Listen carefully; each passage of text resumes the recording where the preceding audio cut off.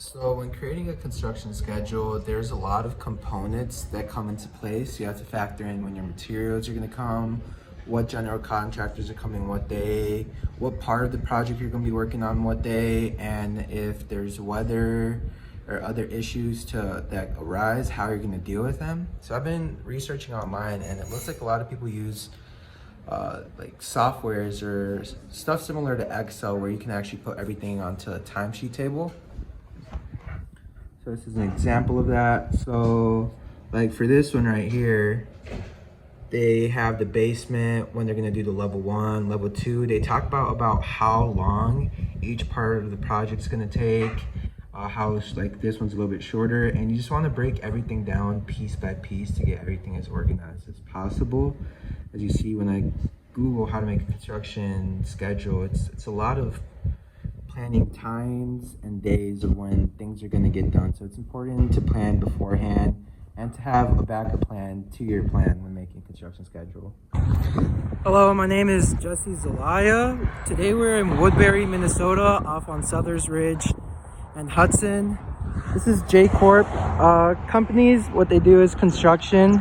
So for my master format, when we talk about the Vision 3 concrete, so concrete, it actually is about like 60 to 70% of aggregate, 60-80% of aggregate, which is rock, and it includes water too.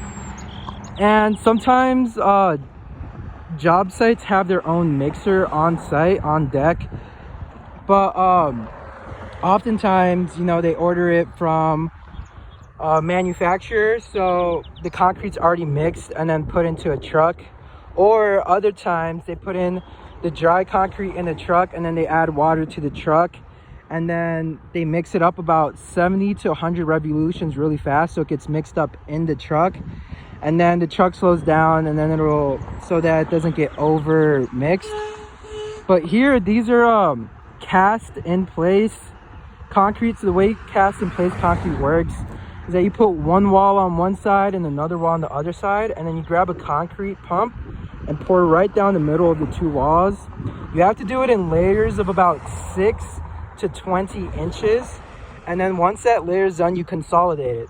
So what consolidating the concrete is you're pretty much tamping it down so that any air pockets are filled. And then once it's tamped down and consolidated, you do another layer of 6 to 20 inches, consolidate, and just work your way up into the top of the foundation. So yeah, that's cast in place concrete right there for you. And another thing to mention is that when you're casting the concrete, sometimes there's a key in the cast.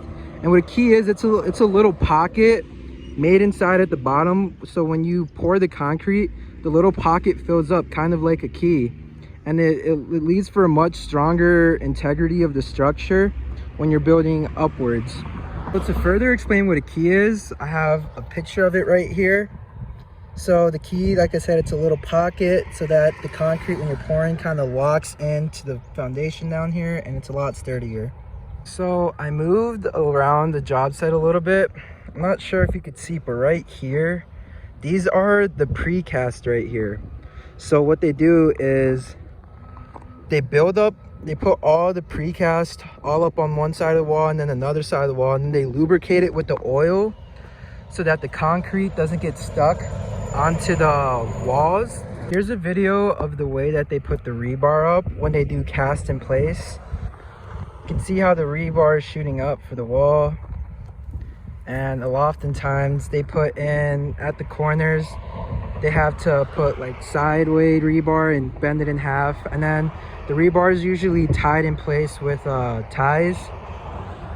Yeah, here's a view of the walls and the rebar being put up right now. Looks like 1/2-inch rebar, if I were to guess, number 4. And then this is an example of what a pump is. So the way it works is they pull up a truck and then they connect the truck to the pump, which is also another truck. And the concrete gets lifted up and then all the way poured down into a truck. Finish up the video. My name is Jesse Zelaya. I did a video on J Corp Construction on luxury apartments over in Woodbury on Hudson Road and Southers Ridge. And I hope you learned something new about concrete. Take care.